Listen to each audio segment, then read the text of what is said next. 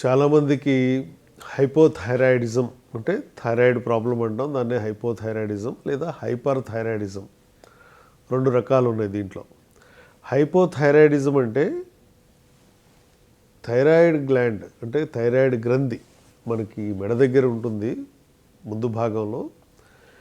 అది ఎప్పుడైతే తక్కువగా పనిచేస్తుందో అప్పుడు ఎక్కువ ఫ్యాట్ డిపాజిట్ అవుతుంది, ఎక్కువ వాటర్ రిటెన్షన్ వస్తుంది, అంటే బాడీలో నీరు కూడా చేరుకుంటుంది. సో దానివల్ల లావ్ అయిపోతూ ఉంటారు.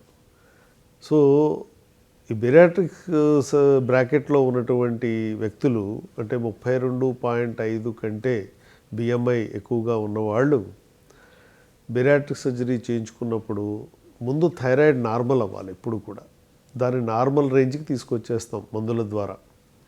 వచ్చిన తరువాతే సర్జరీ అనేది చేయడం జరుగుతుంది.